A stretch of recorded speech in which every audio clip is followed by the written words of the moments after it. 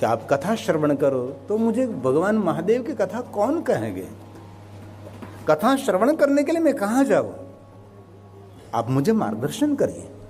तब भगवान श्री हरि ने कहा, भगवान विष्णु जी ने कहा, नारद जी, भगवान महादेव की कथा सुनने के लिए आपके पिता ब्रह्मा जी के पास पहुंचे और स्वयं ब्रह्मा जी आपको भगवान महादेव की कथा कहेंगे। भगवान विष्णु को प्रणाम करके नारद जी ने यात्रा का प्रारंभ किया, ब्रह्मलोक में पहुंचे। पिता ब्रह्मा जी को प्रणाम किया, साष्टांग प्रणाम किया, दंडवत प्रणाम किया। सुंदर ऊंचे आसन पर चतुर्मुखी ब्रह्मा जी विराजमान, प्रसन्न मुख मुद्रा। दंडवत प्रणाम करने के बाद नारद जी ने पिता ब्रह्मा जी की सुंदर परिक्रमा की। परिक्रमा करने के बाद फिर से प्रणाम, फिर से साष्टांग, फिर से दंडवत किया। पुत्र का आदर पिता के प्रति ऐसा होना चाहिए। कितना सुंदर शिष्टाचार किया है। पूछो अपने जीवन को, कभी आपने माता पिता को दंडवत प्रणाम किया? प्रणाम भी साल में एक बार करते हैं, जब नई साल शुरू होती है। नित्य प्रणाम करना चाहिए। माता पिता को प्रणाम करने से, आचार्यों को प्रणाम करने से, गुरुजनों को प्रणाम करने से, ब्रह्म देवताओं को प्रणाम करने से, ब्राह्मणों को प्रणाम करने से आयु की और कीर्ति की वृद्धि होती है। इसलिए कभी भूलना नहीं चाहिए। मेरे घर में बुजुर्ग है, उसको प्रणाम करें। विद्वानों का प्रणाम, विद्वानों को प्रणाम करें, आचार्यों को प्रणाम करें, ब्राह्मणों को प्रणाम करें, गुरुजनों को प्रणाम करें। हाय हल्लो छोड़िए और ओम नमः शिवाय बोलिए, बेड़ा पार हो जाएगा। बोलने वाले का भी मंगल होगा और सुनने वाले का भी मंगल होगा ना। कई लोग फोन में बोलते हैं राम राम, तो कितना सुंदर लगता है राम राम। किसी को मैसेज भेजिए, हाय नहीं, हाय हाय तो दुनिया कर रही है। मैसेज किसी को भेजा, राम राम लिखिए, जय श्री कृष्णा लिखिए, हरि बोल लिखिए, और हरि बोल, और कुछ नहीं बोलना है, बोल तो हरि बोल, है ना। हमारी सिस्टम हम बदलेंगे तो सारी दुनिया अपनी सिस्टम बदलने लगेगी, है ना। दुनिया को बदलना नहीं, आप स्वयं को बदल जाइए। धीरे धीरे धीरे धीरे आपकी दुनिया बदलने लगेगी, बहुत कुछ होने लगेगा। पिताजी की परिक्रमा की दुनिया में बहुत कम लोग हमने देखे जो माता पिता की किसी ने परिक्रमा करी। दक्ष महाराज ने पिताजी की परिक्रमा की, गणेश भगवान ने माता पिता की परिक्रमा की। हम लोग पहाड़ों की परिक्रमा करते हैं, गुजराती गिरनार पर्वत की परिक्रमा करते हैं, वैष्णव गोवर्धन पर्वत की परिक्रमा करते हैं, ब्रह्मगिरी पर्वत की परिक्रमा, गिरी पर्वत की परिक्रमा, कामदगिरी पर्वत की परिक्रमा। लेकिन हम भूल जाते हैं माता पिता की परिक्रमा के लिए। हम ग्रंथों की परिक्रमा करते हैं, व्यासपीठ को परिक्रमा करते हैं, देवताओं की परिक्रमा करते हैं, महादेव की परिक्रमा करते हैं, है ना। परिक्रमा की महिमा है। और नारद जी ने पिता के साथ कितना सुमधुर व्यवहार किया है। आपके घर में वयोवृद्ध पिता है ना, तो समझ लेना चाहिए आपसे बड़ा कोई दुनिया में भाग्यवान व्यक्ति नहीं है। आपके घर में जो पिता उपस्थित हैं, जिनके पर पिता की छत्र छाया है, समझ लेना चाहिए आप सुरक्षित हैं। हर पिता की प्रार्थना अपने पुत्र और पुत्री के लिए रहती है। पिता प्रणाम करता है भगवान को, तो भगवान को अपने लिए कुछ नहीं कहेगा, अपना बेटा और बेटी के लिए कहेगा। ये पिता का उदारता का भाव है। पिता हमारा कवच है, पिता हमारा रक्षक है, पिता हमारे जीवन की ढाल है। ये पिता है। आपके घर में जो आपके जीवित पिता हैं, तो उसका बहुत आदर करिए, उसका मान करिए, उसका सम्मान करिए। जीवन में बहुत संघर्ष झेला है उन्होंने, समाज की बहुत ठोकरें खाई है, बहुत सारे मजबूरी का लाभ लोगों ने उठाया है आपके पिता का। माँ के ऋण में से तो मुक्त नहीं हो सकते, लेकिन कोई जन्मा नहीं जो पिता के ऋण में से भी मुक्त हो सके, कभी नहीं हो सकता। माँ तो छोटे छोटे दुखों में याद आती हैं, बड़े दुखों में तो पिता ही याद आएगा। कहीं कुछ हो गया तो मुख में से निकलता है माँ, पैर में कुछ लग गया तो मुख में से निकलता है माँ। रोड पर 4 व्हील गाड़ी लेकर जा रहे और कोई ट्रक ऊपर आ रहा है तो कहते हैं हे बापा। छोटे छोटे दुखों में माँ साथ में रहती है और बड़े दुखों में बाप साथ में रहता है। माँ अपनी कमर में बिठाती है लेकिन बाप अपने कंधे में बिठाता है। ये बाप है, ये पिता है। पिता का मूल्य समझने का प्रयास करिए। उनका भी ऋण है हमारे पर। और जीवित पिता है आपके घर में तो रोज शाम कितने थक गए हैं लेकिन पिताजी की चरण सेवा करें आप। और जिनके साथ पिता का आशीर्वाद है दुनिया की कोई ताकत उसका बाल भी बांका नहीं कर सकती। जिनके साथ पिता का आशीर्वाद है। हमारा पिता हमारे लिए साक्षात शिव है। हमारे माता पिता हमारे लिए शिव और पार्वती है। माता च पार्वती देवी पिता देवो महेश्वर। हमारे साक्षात हमारे शिव पार्वती हमारे माता पिता है। इसलिए पिता को कभी भूलना नहीं चाहिए। एक शब्द भी उनके सामने ऐसा कभी बोलना नहीं चाहिए कि पिता का दिल टूटे। नहीं नहीं, कभी नहीं। और आप विदेश में रहते हो और पिता देश में रह रहा है तो एक फोन रोज करिए। पिताजी आप ठीक है ना? आपका आरोग्य ठीक है ना? पिता की संभाल लीजिए। और एक बात कहूं, इस दुनिया को छोड़कर एक बार पिता चले गए दुनिया में कहीं नहीं मिलेगा। उसकी आवाज भी सुनने को नहीं मिलेगी। तरसोगे पूरे जीवन। हिमालय पहाड़ दुनिया में कहीं देखो, आकाश पाताल देखो, दिशा अंदिशा में देखो, लेकिन इस दुनिया को छोड़कर चले गए पिता किसी को फिर मिलते नहीं है। इसलिए आपके घर में जो पिता है उसकी खुशी में हमारी प्रसन्नता होनी चाहिए। उसकी सेवा में हमारे हृदय की शांति होनी चाहिए। लेकिन बहुत लोग इस युग में भूल रहे हैं। मैंने बहुत घर ऐसे देखे हैं जिस घर में दादा अकेले रहते हैं, होकर लेकर घूमते फिरते रहते हैं। मैं ऐसे बहुत घरों में गया हूं। मैं पूछता हूं दादा अकेले रहते हैं आप? हाँ अकेला रहता हूं। आपकी माँ 5 साल पहले चली गई, तब से मैं अकेला हूं। बेटा नौकरी करता है, लंदन रहता है। बेटी ससुराल चली गई, अब मैं अकेला हूं। आंख में आंसू निकलते और कहते थे कितने हमारा घर हरा भरा था। घर में कहीं सोने की जगह नहीं मिलती थी। हम यहाँ सो जाते थे, वो यहाँ सोता था, यहाँ पूरा घर हमारा हरा भरा रहता था। हरा धीरे धीरे सब कुछ अपने अपने मार्ग पर चले गए। अब कोई नहीं है, अब मैं अकेला हूं। रो पड़ते हैं। कोई उसको सहारा देने वाला नहीं है, कोई उसको आश्वासन देने वाला नहीं। ऐसे घर मैंने बहुत देखे हैं, बहुत देखे हैं। आपको जीवन दिया है पिता ने। घर चलाती है माँ, लेकिन व्यवहार चलाता है वो हमारा पिता। कमाता है, पुरुषार्थ करता है, मेहनत करता है। अपने सुख की कामना नहीं करते हैं, पुत्र और पुत्री की सुख की कामना करते हैं। कि मेरा बेटा सुखी होना चाहिए, मेरी बेटी सुखी होनी चाहिए। और पिता का एक निजी स्वभाव है, पुरुष का एक निजी स्वभाव है कि सबके आगे जीतना चाहता है, लेकिन बेटे के आगे हारना चाहता है कि मेरे से दुगुना हमारा बेटा होना चाहिए। मेरा जो सम्मान है उससे ज्यादा सम्मान मेरे बेटे का होना चाहिए। मेरे से सवाया होना चाहिए। ये मेरा बेटा। बाप से बढ़कर बाप, पिता से बढ़कर पुत्र होना चाहिए। ये पिता का स्वभाव है। कुटुंब ना तारण हारेवा, पूज्य पिता ने वंदन करो हजार मारा, वाला पिता ने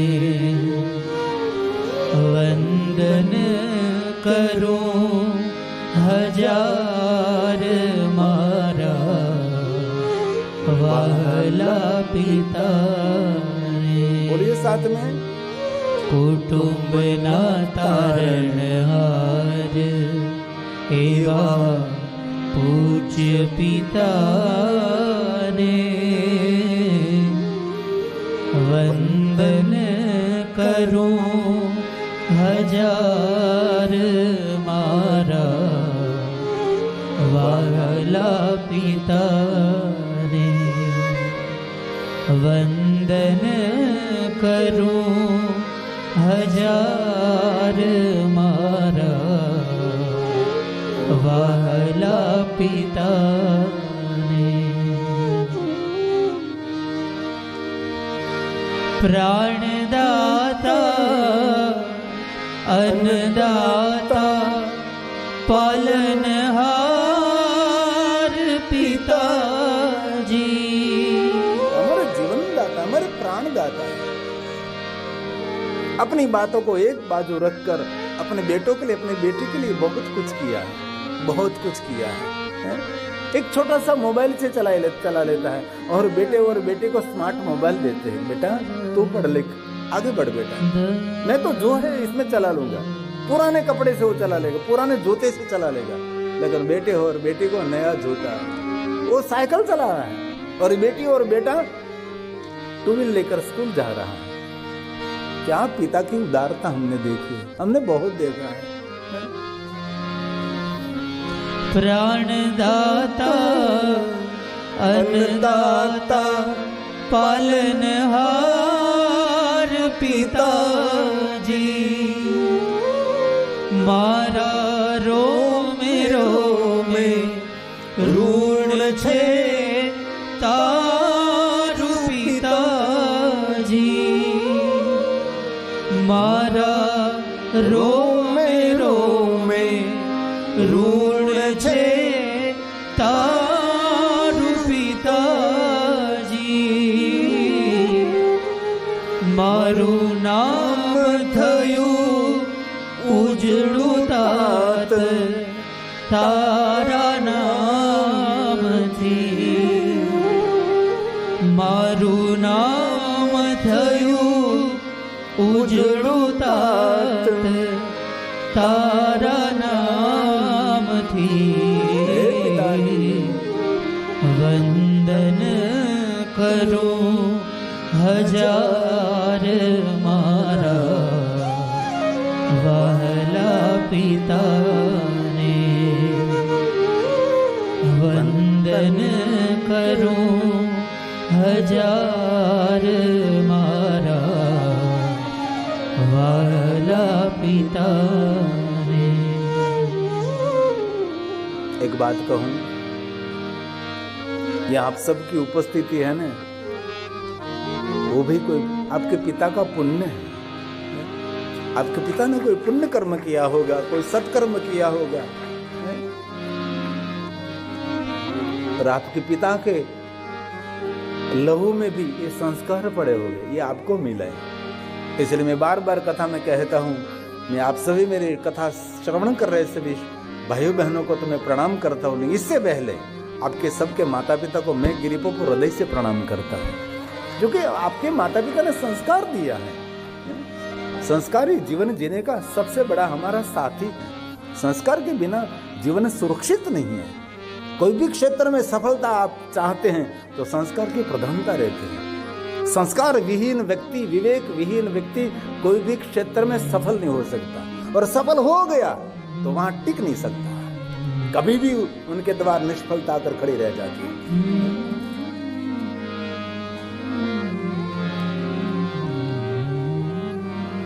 नारद जी ने कहा कि हे पिता ब्रह्मा जी, मुझे भगवान श्री हरि भगवान विष्णु जी ने मुझे कहा है, इसलिए आपके पास में आया हूं और मैं मेरी जिज्ञासा व्यक्त करता हूं कि हे पिता ब्रह्मा, मुझे भगवान महादेव की कथा कहो, मुझे शंकर भगवान की कथा श्रवण करनी है। इसी समय ब्रह्मा अपने आसन से खड़े हो गए, पुत्र नारद के पास पहुंचे और पुत्र नारद को प्रणाम किया। तब पुत्र नारद जी के मन में विचार प्रकट होने लगा, पिताजी मैं आपका बेटा हूं, मैं आपको प्रणाम करूं, ये परंपरा है, लेकिन पिता मैं आपका बेटा हूं, मुझे क्यों प्रणाम कर रहे हैं? तब ब्रह्मा जी बहुत सुंदर बात कही। ब्रह्मा जी ने कहा कि हे पुत्र नारद, मुझे पता है तू मेरे बेटा है, मुझे प्रणाम नहीं करना चाहिए, लेकिन हे पुत्र नारद, जिनके मुख में से शब्द गूंजता है कि मुझे महादेव की कथा सुननी है, इसी समय वो मनुष्य प्रणाम करने के लिए योग्य बन जाता है। वो साक्षात रुद्र तुल्य बन जाता है।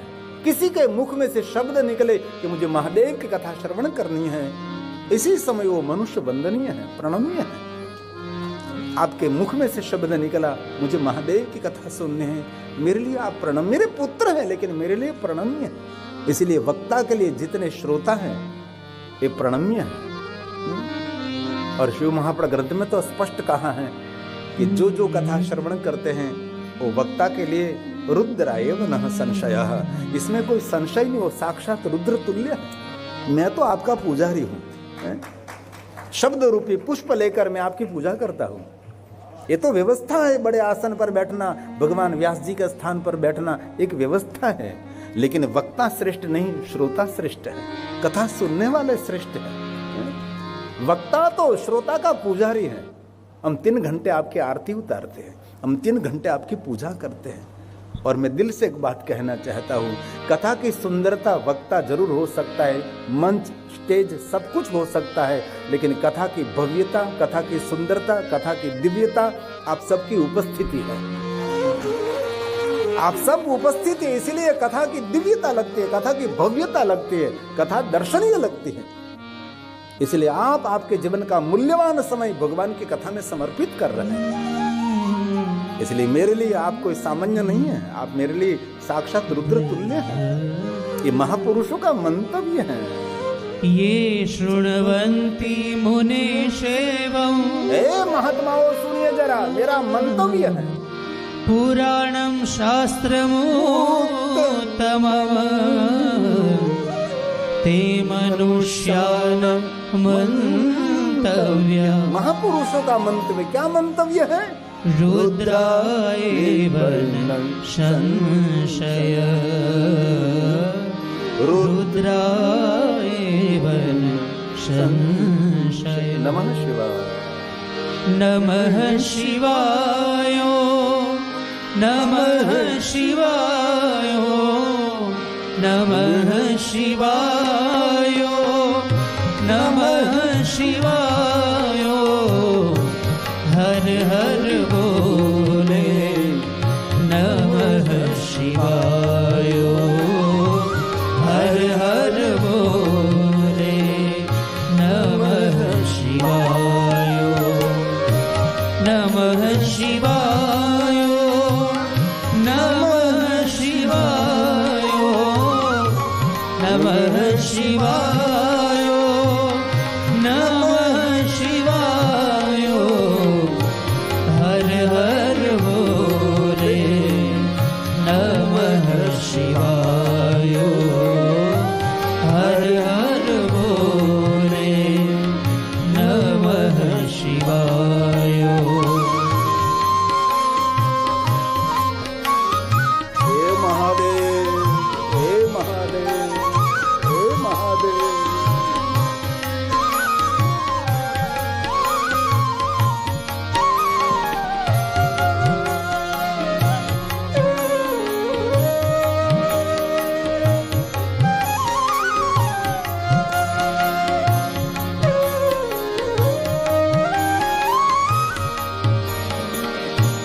नमः शिवाय, नमः शिवाय, नमः शिवाय, नमः शिवाय।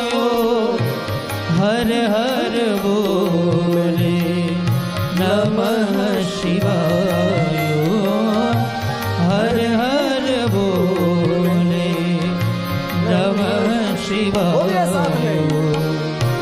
नमः शिवाय, नमः शिवाय, नमः शिवाय, नमः शिवाय।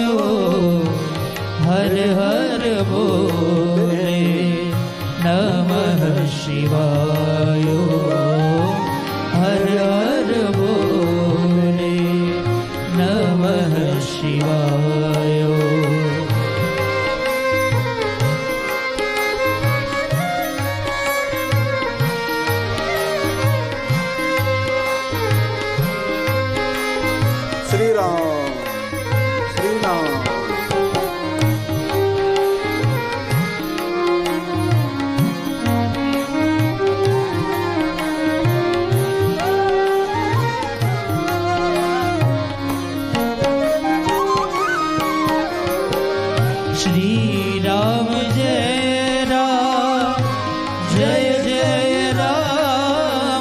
के लिए श्री राम जय राम, राम मंदिर जय जय राम, श्री राम जय राम, जय जय राम, श्री राम जय राम, जय जय बोलिए साथ में आवाज निकालिए। श्री राम जय राम, जय जय राम, श्री राम जय राम, जय जय राम, श्री राम जय राम, जय जय राम,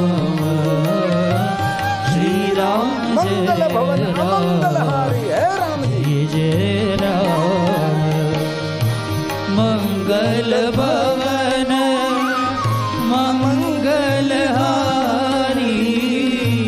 मंगल भवन अमंगलहारी, द्रवहु सुदशरथ अजर बिहारी, द्रवहु सुदशरथ अजर तीर से साथ में गाइए। बिहारी, मंगल भवन अमंगलहारी,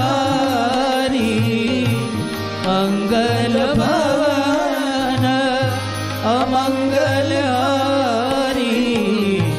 द्रवहु सुदशरथ अजर बिहारी, द्रवहु सुदशरथ श्री राम अजर बिहारी, श्री राम जय राम, जय जय राम, श्री राम जय राम, जय जय राम, श्री राम जय राम, जय जय राम।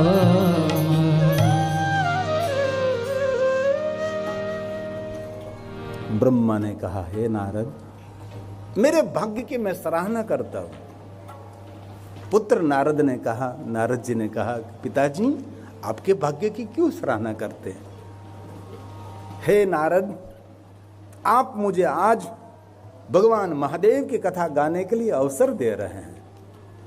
कृतार्थ होम पुनः पुनः, मैं बड़ा कृतार्थ हूं, मैं धन्य हूं। आज आपके समक्ष मुझे महादेव की कथा कहने का अवसर मिलेगा। विराजिए नारद जी, मैं आपको भगवान महादेव की कथा कहूँगा, लेकिन कथा आपको मैं इसीलिए कहूँगा, लोका नाम हित कामिया, जगत हित के लिए, लोक हित के लिए, जगत पर उपकार करने के लिए मैं आपको भगवान महादेव की कथा कहूँ। ब्रह्मलोक में स्वयं ब्रह्मा जी भगवान महादेव की कथा का प्रारंभ कर रहे हैं। अब शिव महापुराण कथा प्रारंभ हो रही है। 5वां दिन है आज, बोलो 5वें दिन कथा प्रारंभ हो रही है, क्या बात है। तो कई लोग कहेंगे कि 5 दिन क्या किया आपने? बस यही किया और कुछ नहीं किया, है ना। हमारे प्रद्युमन भाई सामने हो न, એટલે हमारे लाखों श्रोता मेरे सामने बैठे हैं, 1000 हमारे। ब्रह्मा जी कहते, नारद जी कथा सुन। हे साधु, हे साधु, हे साधु, भो ब्रह्मन् साधु पृष्ठोऽहम्। हे साधु, हे साधु, हे साधु। कथा कौन सुनता है? जो साधु है। साधु कौन है? जो साधना में रत रहता है, जिन्होंने अपने जीवन को साधना में डाल दिया है, वही साधु है। गणवेश कोई साधु नहीं, ये तो हमारा यूनिफॉर्म है। साधु एक स्वभाव होता है, साधु एक जीवन होता है। बहुत लोग गणवेश को साधु मानते हैं, नहीं नहीं, गणवेश साधु नहीं, गुणवेश साधु है। इसलिए ब्रह्मा ने कहा, हे साधु, हे साधु, हे साधु। ब्रो ब्रह्मन् साधु पृष्ठोऽहम्, त्वया विबुध सतमा,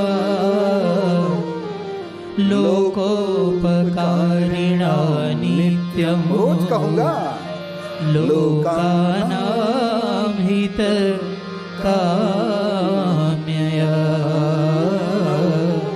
लोकानां हितकाम्यया, काम्य। लोक हित के लिए मैं आपको भगवान महादेव की कथा कहूंगा। हे पुत्र नारद, कथा श्रवण करिया। नारद, आपके समक्ष में भगवान महादेव की कथा का द्वार खोलूं, इससे पहले मैं शिव जी की स्तुति करूं जरा। ब्रह्मा ने भगवान महादेव की स्तुति का गायन किया। ब्रह्मा की दृष्टि में भगवान शिव कोई सामान्य देवता नहीं है, और जो कोई मनुष्य भगवान शिव जी को सामान्य देवता के रूप में देखते हैं, उसके पुण्य का क्षय होगा। जो कोई पंचाक्षर मंत्र को सामान्य मंत्र के रूप में देखेगा, उनके भी पुण्य का क्षय होगा। पंचाक्षर मंत्र, ओम नमः शिवाय मंत्र कोई सामान्य मंत्र नहीं है। एक पंचाक्षर मंत्र का जाप करने मात्र से विश्व में जितने मंत्र हैं, सभी मंत्रों के जाप का फल मिलता है। जिन्होंने पंचाक्षर मंत्र सिद्ध कर लिया, समझो उसने सभी मंत्रों को सिद्ध कर लिया। लेकिन जिन्होंने सभी मंत्रों को सिद्ध कर लिया, लेकिन पंचाक्षर मंत्र का सिद्ध नहीं किया, तो कभी ये मंत्र सिद्ध नहीं है। एक मंत्र को जपने से सभी मंत्रों फल देने के लिए कार्यरत हो जाते हैं। वैसे एक शिव की उपासना करने से सभी देवी देवताओं की उपासना भगवान शिव की उपासना में है। आपने एक शिव जी का पूजन कर लिया, समझो सभी देवी देवताओं का पूजन कर लिया। और सभी देवी देवताओं का पूजन किया, लेकिन शिव का पूजन नहीं किया, तो किसी का पूजन नहीं किया। इसलिए शिव हमारा सबका मूल है। जब आप भगवान महादेव की पूजा करते हैं, तब विश्व के सभी देवी देवता, ग्रह, तीर्थ, नक्षत्र, सबकी पूजा, हमारे पूर्वज, हमारे पितरों की पूजा भगवान महादेव के लिंग स्वरूप में रहती है। शिवलिंग क्या है? आकाशम लिंग मित्याहु पृथ्वी तस्य पीठिका। ये शिवलिंग और पीठ की महिमा है। पृथ्वी के प्रतीक स्वरूप हम पीठ की पूजा करते हैं, आकाश के प्रतीक स्वरूप हम शिवलिंग की पूजा करते हैं। आलयम सर्वदेवानां तस्मा लिंगमुच्यते। ये हमारी मूल परंपरा है। इसलिए हजारों साल, लाखों साल, युग प्राचीन भगवान महादेव के शिवालय हैं। और मैं गौरव से कहता हूं, कोई देवताओं की पूजा नहीं होती थी, तब सभी देवता शिव की पूजा करते थे। धीरे धीरे धीरे देवताओं की कल्पना हुई, देवताओं की मूर्ति पूजा प्रारंभ हुई, और मूर्ति पूजा के बाद संप्रदाय की, अवतार की परंपरा हुई, अवतार की पूजा की। अवतार के नाम पर बहुत सारे संप्रदायों की स्थापना हुई, संप्रदाय के आचार्य बने, और भारत देश के अंदर 20,000 से ज्यादा संप्रदाय है। इसीलिए हमारी प्रजा अलग हो गई, बांटी हुई प्रजा है। अलग एक नहीं है, हम लोग अलग हैं। उसको मानने वाला यहाँ नहीं आएगा, यहाँ मानने वाला वहां नहीं जाएगा। क्यों भाई? कभी कभी तो मुझे ये भी विचार आता है, विदेश में जाकर सभी मंदिरों का एकत्रीकरण करना चाहिए। जैसे सरकार ने सभी बैंकों का एकत्रीकरण कर दिया, एक बैंक के साथ सभी बैंक जुड़ गई, एक मंदिर के साथ पूरा लिस्ट जुड़ना चाहिए, तो कुछ हम कर सकेंगे। बाकी आपके हाथ में कुछ भी रहने वाला नहीं है। मेरे पास बहुत दिन नहीं बचे हैं, इसलिए थोड़ी सावधानी बहुत आवश्यक है। अलग सब लोग अलग। इतिहासकारों ने संशोधन करके कहा है कि कोई भी संप्रदाय नहीं थे, संप्रदाय के कोई आचार नहीं थे, आचार्य नहीं थे, कोई विचारधारा नहीं थे, कोई अवतार की परंपरा नहीं थी, कोई देवताओं की पूजा नहीं हुई थी। इससे पहले भगवान महादेव निराकार लिंग स्वरूप भगवान शिव का पूजन होता था। लेकिन अब तो, और भगवान महर्षि वेदव्यास जी ने शिवपुराण ग्रंथ में वेदना व्यक्त की है, कलयुग आने पर लोग मूल देवताओं को भूलकर कलयुगी देवताओं की पूजा करेंगे, कलयुगी देवताओं की पूजा करने लगेंगे। जिन देवताओं का पुराण शास्त्रों में, वेद में, कहीं भी उपनिषदों में वर्णन ही नहीं, ऐसे देवताओं की पूजा करने लगे। ये कलयुग का प्रभाव रहेगा। और ये भी व्यक्त किया है कि कलयुग आने पर जिनके इष्ट देव महादेव हैं, जिनके कुल देवता भगवान शिव हैं, वो भी अपने कुल देवता, अपने इष्ट देवता को छोड़कर अन्य स्थान पर झुकने लगेंगे, अन्य संप्रदायों का आचार विचार ग्रहण करने लगेंगे। अपने मूल देवता शिव को छोड़कर, अपने इष्ट को छोड़कर सभी दूर दूर चलने लगेंगे। ऐसे लालची प्रजा कलयुग में होगी, ऐसा भगवान व्यास जी ने शिव महापुराण ग्रंथ में व्यक्त किया है। और शिव महापुराण ग्रंथ में ऋषि मुनियों ने तो भगवान को प्रार्थना की कि भगवान इस जन्म में तो आपकी भक्ति मिली है, लेकिन भगवान महादेव दूसरा जन्म मिले तो शिव भक्त के माता पिता के वहां जन्म मिलना चाहिए, और कहीं नहीं। एक मेरे पास श्लोक है जो शिव महापुराण अंतर्गत हैं, जो ऋषि मुनियों ने भगवान शिव जी को कहा है, महादेव जी को कहा है। कि हे महादेव, जीवन पर्यंत हमने आपका भजन किया, पूजन किया है और कभी कोई आपके पास से अपेक्षा नहीं की, कभी कुछ मांगा ही नहीं, कभी कुछ याचना भी नहीं की। लेकिन अभी वृद्ध अवस्था आ गई, जर्जरित शरीर है, सूर्य अस्त होने वाला है, सूर्य अस्त हो जाएगा, घनघोर अंधेरा शुरू हो जाएगा। घनघोर अंधेरे में प्रकाश देने वाले ज्योति स्वरूप परमात्मा शिव तू है। इसीलिए हम अंत समय अंत वेलाएं मांग रहे हैं भगवान। कभी मांगने की इच्छा तो नहीं की, लेकिन आज कुछ मांगने के लिए मन कर रहा है। भगवान, हमारी एक ही प्रार्थना है और दूसरी कोई प्रार्थना नहीं है। भगवान शिवजी उपस्थित हो गए और भगवान महादेव को देखकर ऋषि मुनि कहने लगे, भगवान हमारे में बहुत सारे दुर्गुण रहे हैं, बहुत दुर्गुण, बड़े बड़े दुर्गुण रहे। तब शिव ने कहा कि आपने कभी, मैंने तो कोई दुर्गुण देखा ही नहीं। आप निरंतर मेरे भजन करते रहे, पूजन करते रहे, परोपकार करते रहे, शुभ करते रहे, मंगल करते रहे, मैंने तो कोई दुर्गुण आप में देखा ही नहीं। नहीं महादेव, आप नहीं देखे हमारे जीवन का दुर्गुण, लेकिन हम सभी हमारे जीवन का दुर्गुण देख रहे हैं और अपने दुर्गुणों को पहचानना वही आपके जीवन की सबसे बड़ी प्रगति है। दुर्गुणों को दूर करना और सबसे बड़ी कीर्ति है हमारी। और शंकर भगवान ने कहा कि क्या दुर्गुण आप में है? तब ऋषि मुनियों ने कहा, भगवान ऐसे तो बहुत हमने ध्यान रखा है, लेकिन कभी कभी कभी एक पल के लिए हम आपको भूल जाते थे। ये हमारा दुर्गुण है। एक पल के लिए कभी कभी हम आपको छोड़ देते थे, ये हमारा दुर्गुण है। क्या देखिए तो सरा, हम तो रोज गाते आपको दृष्टि मारती है जनों को, लेकिन कुछ भी नहीं होता, सिर्फ गा रहे हैं। एक पल के लिए कभी कभी हम आपको भूल जाते, ये हमारा दुर्गुण है। और हम लोग कितने घंटे चले जाते हैं पता नहीं होता, महादेव को भूल गए, कितना समय बीत जाता है हम लोगों को पता नहीं रहता। ये हमारा दुर्गुण है। इस बात को सुनकर शिव जी की और प्रसन्नता बढ़ी और महादेव ने कहा, कुछ मांगिए मेरे पास। तब ऋषि मुनियों ने मांगा है। ये श्लोक शिव महापुराण ग्रंथ का है। महादेव और कुछ नहीं चाहिए, एक ही वरदान, एक ही वचन, कूले मम महादेव। ऋषि मुनियों ने महादेव को कहा। ऐसे कुल में जन्म मिलना चाहिए जिन कुल में महादेव तू इष्ट है, जिनके कुल देवता तू हैं, जिनके कुल में महादेव जी आपकी पूजा की प्रधानता है। ऐसे शिव भक्त कुल में जन्म मिलना चाहिए। जो माता पिता महादेव का भक्त है, ऐसे माता पिता के वहां हमारा जन्म होना चाहिए। ये ऋषि मुनियों ने भगवान शिव जी को कहा। कूले मम महादेव। शिव भक्त कुल में जन्म मिले और जन्म मिलने के बाद भगवान आपके भजन से वंचित नहीं करना। शिव भक्त माता पिता के वहां जन्म मिल गया, लेकिन जन्म मिलने के बाद भगवान आपके भजन से वंचित न रहे, इसलिए कहा कूले मम महादेव भजनम ते अस्तु सर्वदा। निरंतर आपका भजन रहे, निरंतर आपका भजन रहे। भगवान आपसे भजन से कभी वंचित न रहे। ऐसे कुल में जन्म मिले जिन कुल में महादेव आपकी भक्ति हो रही, अन्य कुल में नहीं, अन्य देवता भी नहीं। कुछ आज का क्या कर दिया, और कोई देवता नहीं चाहिए हमको, और किसी का शरण चरण नहीं चाहिए, हम तो एक चाहिए, महादेव आप। माभूतस्य कुले जन्म यत्र त्वं नहीं देवता। और कोई देवता नहीं, यत्र त्वं नहीं देवता। ये शिव जी की महिमा है।